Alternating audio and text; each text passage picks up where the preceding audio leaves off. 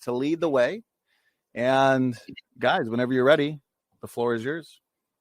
All right, I'm hitting it now.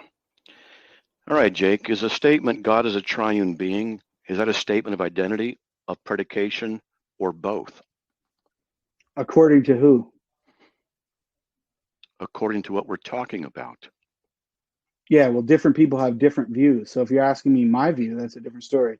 I'm talking to you, not anybody else. You're talking to me, not anybody else. So I'm asking you, is the statement God is a triune being a statement of identity, of predication, or is it both? I don't have a view on that. You can't develop a view on the simplicity of the issue of identity and predication as it relates to God? I don't believe in the Trinity. So you're asking me my view. I don't have a view on that. It's not an issue if you believe in the Trinity. It's whether or not the statement, God is a triune being, is a statement of identity, predication, or both. You should be able to. I can't answer that question. I can't answer that question without presuming background beliefs, which I don't hold to. You don't have to presume background beliefs to do this. You should know this. You talked about how I'm supposed to know this and know that about the issues of whatever. You're supposed to do the same thing. You should know this already. That's a mistake. The statement is both in the Christian worldview, and I already gave you the answer. You don't have to assume the validity of the Christian worldview. It's the issue of whether the logic is consistent or not. Okay, Matt, do you have a question for me? Yes. Are you familiar, since you failed on that one, are you familiar with the perichoresis? Do you know what it is? Yeah.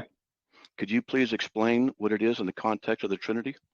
Yeah, it's the mutual indwelling of the persons in the Trinity eternally. And it goes along with what we were talking about earlier, that they share the same thoughts, desires, intentions, etc., and actions.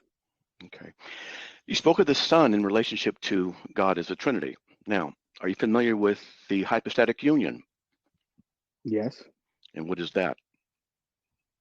It's the fact that Jesus, the Word of God, became a man in Jesus of Nazareth, and he was one person with two natures, fully divine and fully man. The natures are not mixed or mingled with one another.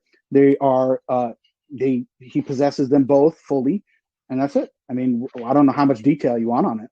That's very good, actually. I'm impressed. Thank you for getting that correct. Do you affirm that what you just said is true? In what sense? That I believe that that's an accurate description, or that I believe that that's actually a reality? Do you believe that Jesus is actually that? No.